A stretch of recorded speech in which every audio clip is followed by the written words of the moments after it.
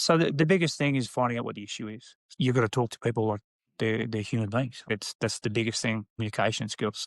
If you have the ability to communicate and find out what the issue is, a lot of time that can be resolved without having to use force.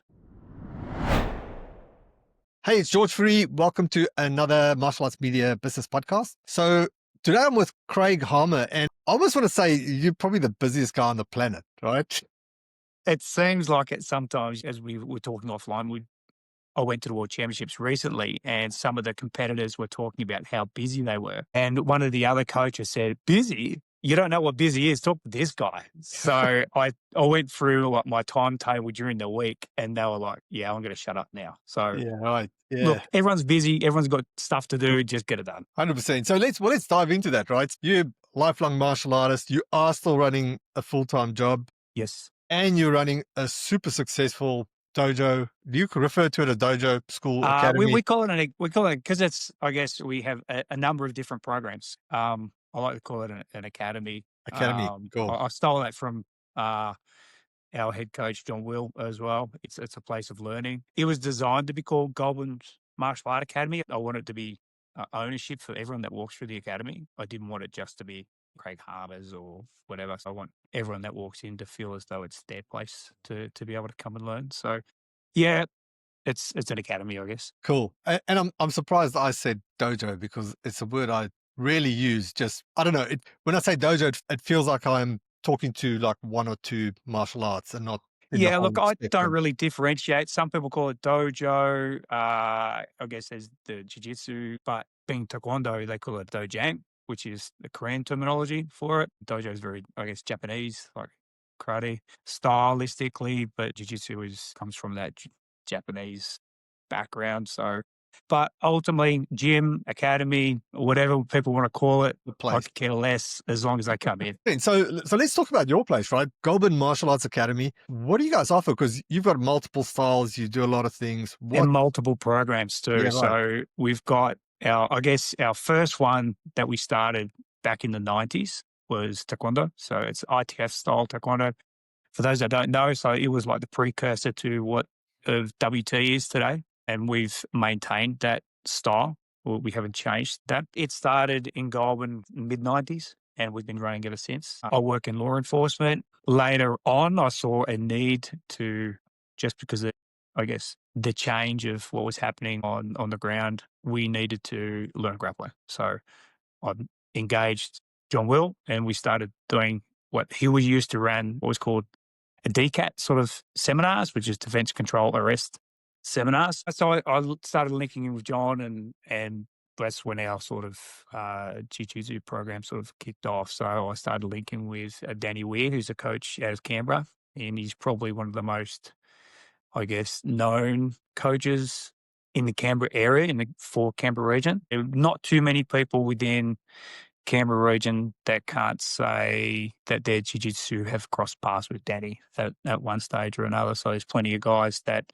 run their own gyms now and are black belts and probably have their own black belts of their own that may have started with Danny. So that's sort of how we kicked off our jiu-jitsu. And then we were doing MMA as well because people want to have fights and stuff like that. So we've got Taekwondo, jiu-jitsu, MMA, and then we have youth programs within that and some women's kickboxing as well. Right. Because I recall when we set up your website, goldburnmartialartsacademy.com, you had, there's like seven different programs, right? Yeah, so we've got kids programs from 4 years of age for Taekwondo, and then we got, so that's right, from 4 to 3 to 7, and then we go 8 to 12 for the next age group, and we've got teens and adults, and we got kids Jiu-Jitsu, and obviously our adults programs, we've got fundamentals programs for Jiu-Jitsu that we've recently started, and then our all levels, I guess. We've got youth MMA, our adults, teens MMA, and women's kickboxing, so we've got a fair bit going. And so we'll dive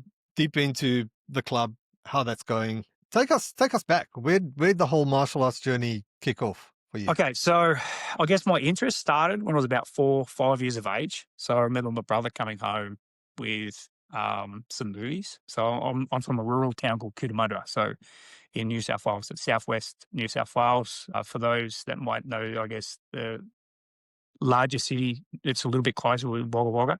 So it's about, I think, 5,000 people not much to do on rainy days. So we used to go down to Video Easy and get 10 movies for the weekend, and they would all be martial art movies. So I think the first martial arts exposure I ever had was a movie called Shaolin vs. Ninja. And I thought it was the best thing ever. So that was sort of piqued my interest, but I never really started till I was about 13, 14 years of age. One of my friends was going for his black belt. So he wanted someone to hold pads for him, boards, and that's how I started. So I come from a background playing rugby league as a kid, and we were just, I guess, year 7, year 8, high school, and that's when I started. Right, so Taekwondo was the first. Taekwondo was the first one, yeah. All right. And then that evolved. You said so Jiu-Jitsu evolved when you Yeah, so I started law was, enforcement or before that? so I've been in law enforcement since I was 21 years of age, and I guess the move towards more control style techniques as opposed to striking techniques for law enforcement, for one, safety, liability. It's much more safer for everyone to be able to use grappling as a restraint as opposed to, I guess, blunt force trauma. And it's, for me, it's a lot safer. It was, I guess, the golden nugget to be able to, if you have the ability to be able to control someone like that and you and your colleagues don't get hurt and they don't get injured, that's the best case scenario. So it was a huge area that I guess that I'd been taught from Taekwondo, we didn't have. So I wanted to fill that pocket for myself. So originally it was just for a professional point of view. And then I thought, well, to get some real time on the mats, a selfish indulgence was, well, I've got to start a class. So I have training partners. Is your martial arts, jiu-jitsu, probably more jiu-jitsu just with control and in the Yeah. law enforcement. How often do you need to step in and actually use martial arts on a day to basis? Meaning like how many times do incidents occur is probably where I'm getting.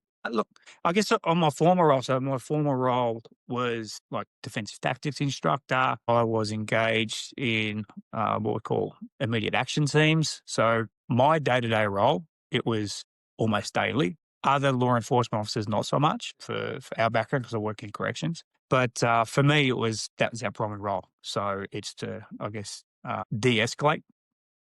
Already there's fights happening, assaults. So for us, it's pretty immediate, hence why they call immediate action team. So it was happening anywhere from daily 3, 4 times a week. Wow. So it's a fairly common occurrence. And grappling, yeah, it's from a law enforcement point of view, I couldn't encourage anyone to do any other sport first. Like this has to be their primary function because it's what you should be using. Does that change your just I guess the emphasis and how you train, knowing that day to day your life is in danger, pretty much?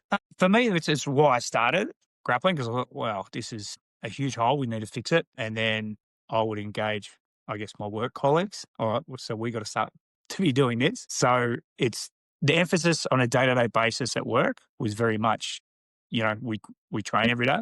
But outside of work, was still sportive context for the majority of it. And the experience that I've been had, I guess, anyone that's good at the sport context, to be able to control someone, take someone down, to be able to control their limbs. There's not a lot of striking. As soon as you get the takedown and you get whether it's a head and arm control or a knee ride, and we're working in teams. So there's another guy on the legs, there's someone else controlling the arm.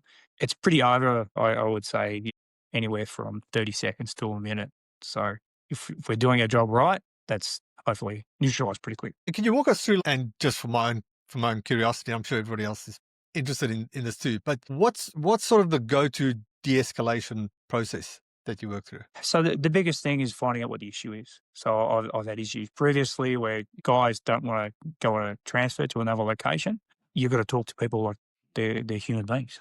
That's the biggest thing, communication skills. If you have the ability to communicate and find out what the issue is, a lot of time that can be resolved without having to use force. So I've had one issue where a guy didn't want to move locations because he had to take some legal papers. The other staff were saying he couldn't. And as soon as we got there, say, yeah, you're most welcome to take your legal paper. Yeah, okay, no worries, happy to go. So it's just really being able to communicate with people. It's when people, I guess, become over authoritarian and no, you're going to do this because I said so.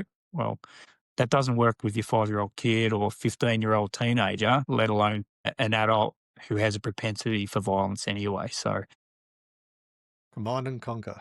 Yeah, so if you have the ability to, I guess, to engage them and let them know that you're on their side to a certain degree, then you got more chance of them to be a cooperative. So being a good communicator first and foremost at their level is is important, because if you are trying to help someone, it's very hard to argue with them. So I guess to be able to communicate is the best part of de-escalating. There are always going to be times where it doesn't matter how good you are at communicating, they just want to go on with it. And there's tactical options for that. All right, let's change gears here. Yep. So you recently went to Puerto Rico. Yes. Fill us in. So yeah, so that was our Taekwondo World Championships. I had a number of roles. I was the Australian head coach for that, and obviously that was the World Championships. But we have been preparing it for 12 months leading up to this. So we had a team 12 months ago. We were engaging in other events previously, and I really wanted the team to be aware that I wanted process, not to be goal oriented for those. So I really wanted them to just get on the mats, get some experience, because we had some people coming back to competition from COVID. So there were some veterans, such as myself, that hadn't competed since 2019. So I wanted them to be realistic with what they wanted to achieve for these other events. So we had state titles and regional titles. So I made sure that they were getting some mat time.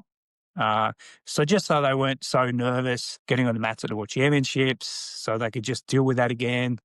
And then heading on over 12 months later, everyone was really well prepped and were able to bring home 11 medals. So Congratulations. thank you. All right. Anything else on that?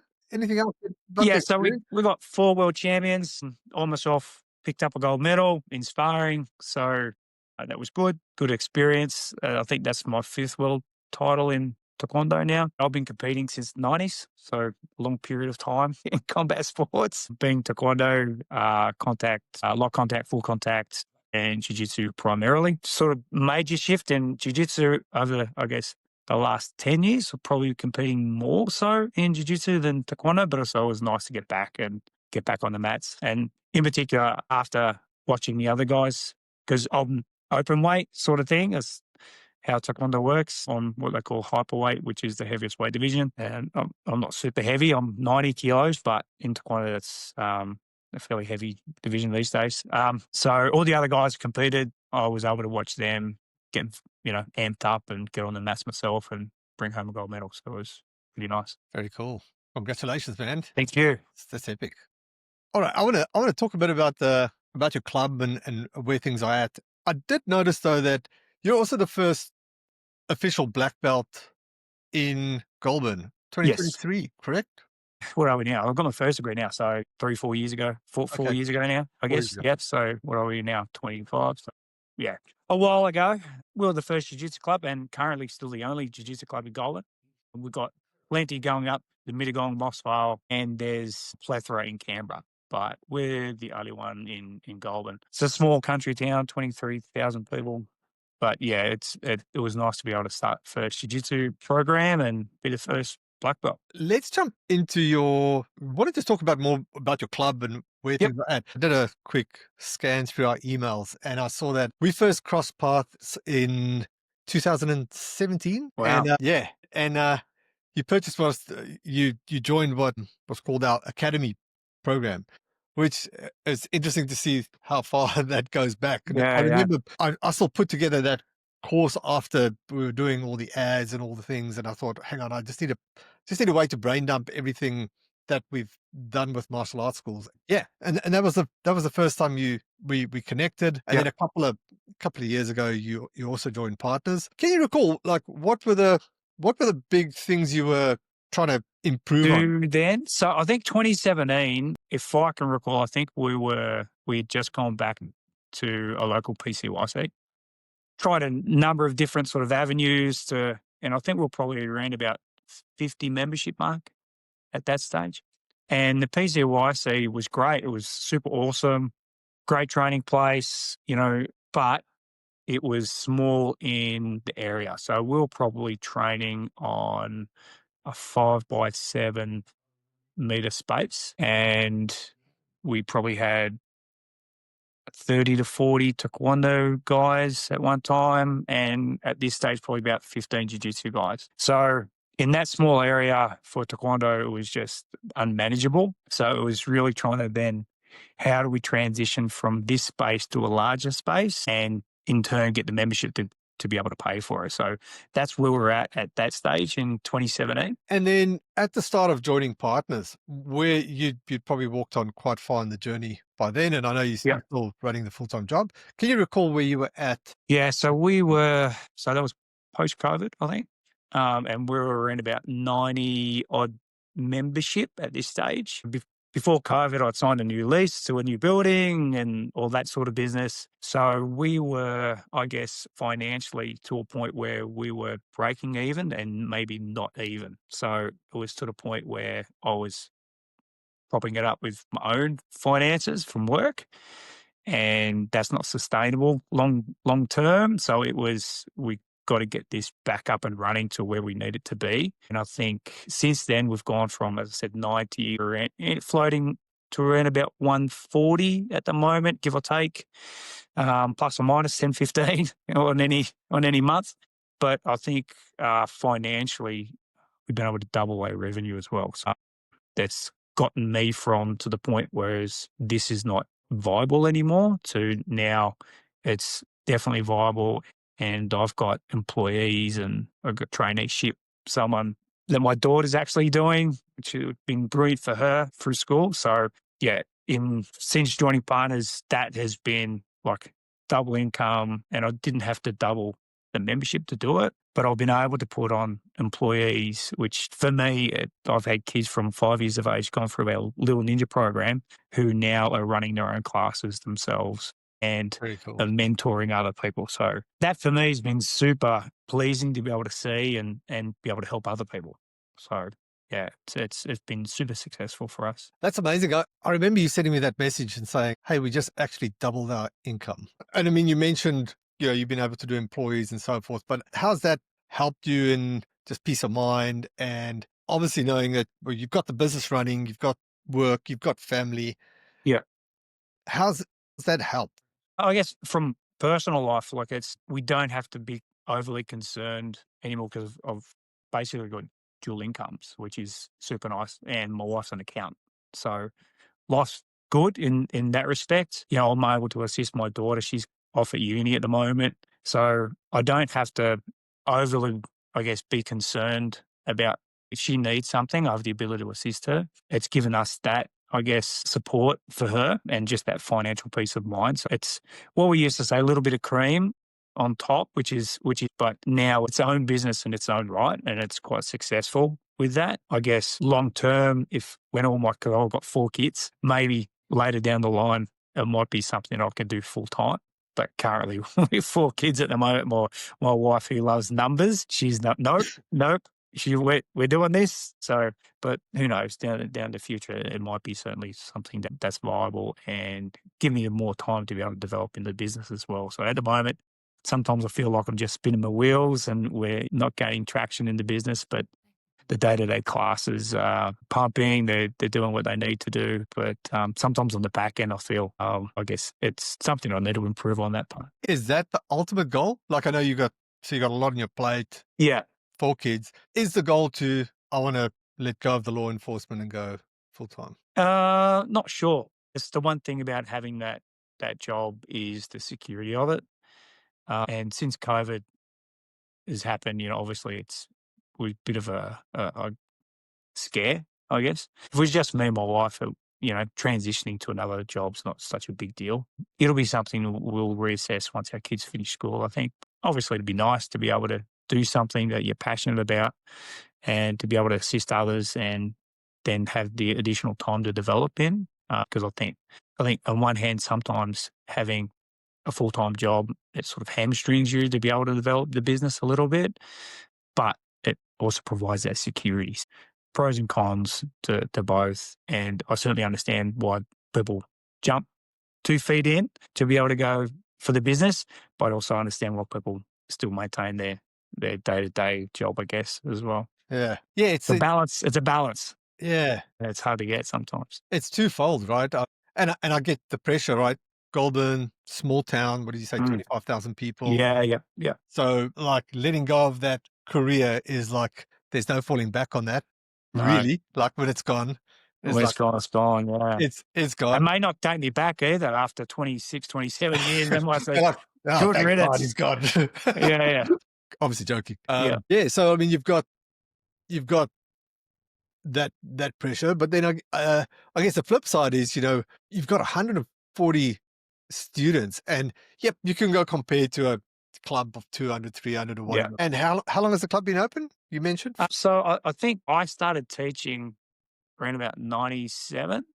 So '97. I was a teenager. Literally, my coach, he worked in the Cricket Services New South Wales as well. So he got moved to another location. So I was like, oh, Craig, you're it. Okay. So it was by proxy for this to continue. You're on. So I've been running teas. So it's been going for that long period of time. And obviously, we're doing something right to be still in the 100%. community. From a small country town, the good and bad part of it is that we share all of our members with a lot of other sports. So, I'm a trainer at the local rugby league for adults and juniors, and I share a lot of my members play rugby league, soccer, cricket, hockey, you name it, they do it. So sometimes it's also, I guess, and not traditionally, you join up martial arts and you're there until you sort of, I've petered out now, I'm done, or I've got my black belt, or there seems to be timeline markers for a lot of people. The trend that I'm seeing at the moment is it's almost seasonal with some students. If they play more summer sports, it's more their winter sport that they do with me or vice versa. So it's become a bit more of a seasonal thing, whereas and then some might just come 1 or 2 times a week during winter. And then when summer kicks back up because they've been playing football, summer comes along and they're not playing football, then they're in there 4 times a week. So again, that I guess bit of the thought structure that, well, it's not as it used to be, whereas you join in and you'd be there till you get a black belt, whereas that's not always the case these days. Yeah, for sure. I think it could definitely help if you have a culture of, it's not and, well, it's and, it's not or. Yes. You've got you've got your rugby league, got your cricket. Yeah. And I know a few clubs, although for the most part, most of our members get rid of the one classes per week. For some areas where, and I know there's a few schools where they just in sporting towns, and Mm. so rugby is big, or footy is big, or they just have that. And having a membership that sort of supports that on a lower scale, just to keep them in and to keep people training with the other sport. Yeah, I'm not sure how that'd work in Goulburn. It'd be interesting. I had a police officer ask me that yesterday, actually. Right. So what do you think about this? I said, well, currently with our membership, and you know what it's like doing jiu-jitsu 1 day a week. Like it's a struggle to try and remember and learn and develop. And you go in 1 week and you're getting smashed and to try to be motivated to go in where you feel like you're not getting any traction, sometimes I guess can be unmotivating. So I'm not sure it'd be interesting. I'll Yeah. probably need to reach out to some clubs that offer that 1 session a week. But yeah, it'd be interesting to see how it works here. Yeah, and definitely not a replacement. It's the danger I see the most with the once per week is when school owners keep it as part of their offering, and it's like you can train 3 times a week or once a week, and then the novice just looks at it and says, "Oh well, I'll just go to the bottom of the scale. I'll just try this Yeah. out." And I So guess there's also a filtering system as well for those that are more motivated. So if because currently it's your membership and you can come twice a week or 4 times a week. That's the cost, yeah, so that allows people flexibility of times and not having to have a booking system that, okay, these are the only 2 days that you come. Whereas some guys, well, I can't come tonight, so I'll just go tomorrow. So that seems to work a little bit better for the region, for Golden, because we've yeah, got shift workers and things like that. And I'm pretty nice with my guys. There's probably about 10 keys to the gym. They just go in and use it whenever they want outside of timetables. Once someone's a member, they can do open mats and whatever outside whenever they right, like. That helps with guys that struggle for time. So there's not a structured class, but like yesterday, guys went into the gym yesterday. There was 1 black belt and 3 white belts. So those 3 white belts had a good opportunity to get some almost like a semi-private, and it's free. Like there was no cost to it. All they do have to be is a member. So there's that availability for a lot of guys. And That happens lunchtime, midweek, weekends, evenings. The sport for choice when it comes to, I guess, the open mats. Yeah. Yeah, that's epic. Awesome. Craig, so just a couple of more questions. What's the Yep. we spoke about, all right, potential future of going full time. What is the next milestone for you? What is the next big Look, I think the small milestone of, and then it's just, I don't even know why I have it. Like, I guess it's just a numbers thing. Sometimes we like to say, oh, we've got so many numbers in our class. Ultimately, I just want my guys to be successful and happy in what they do. yeah, Sometimes you need more people on the mats to be able to facilitate that. So if guys don't want to compete, have to have more competitors. So we've got a number of mixtures between guys that don't want to compete, and that's cool. Then the guys that do want to compete want to have those extra, I guess, around sometimes, not just with guys and girls or the recreations. I get the numbers for me would be 150. That'd be the first milestone, and then the bigger milestone would be to try and get it to 200. So if I was to get the class to 200, then that would mean all the classes that I have are sort of like topping out at where I would want them to be. And then I'd have a other issue as in, oh, I now need to have to expand my timetable, which is a good problem to have, which means I can develop more coaches, which means I can get to be able to pay, juniors and other coaches more pocket money, which means they could get to earn on something that they're passionate about. That for me would be, I guess, the next goal from, I guess, our club point of view. And then I have other goals for students and things, but I guess from a club point of view, that's where we sort of want to head. cool?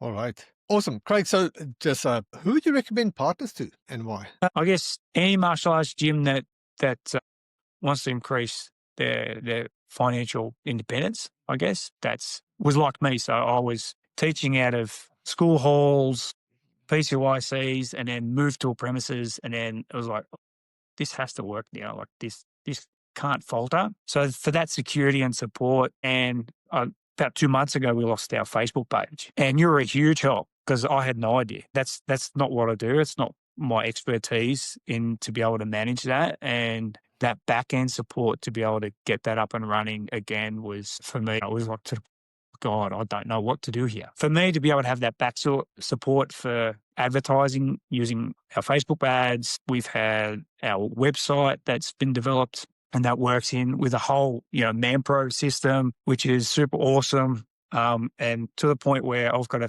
now sit down and find time to chase leads because it's bringing so many in. But that's who I suggest it to for any gym that, needs that financial, I guess, security, and anyone that wants to increase their membership. So we've gone from, as I said, about 90 through to about 150 since joining. So that's a huge increase, and that's a stable number now. Like that's, up and down, I guess 10% month to month, which is, I think, pretty normal. Any academy, gym, doesn't matter what style, the support that partners has, it's going to be up to them to how much they want to delve into it because there's so much support and information there for. Very cool. Thanks for that, Craig.